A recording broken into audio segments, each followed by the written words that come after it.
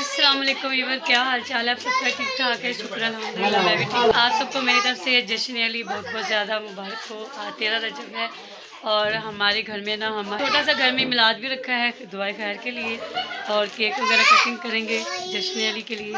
तो आप लोगों ने मेरे साथ रहना, वीडियो को लाइक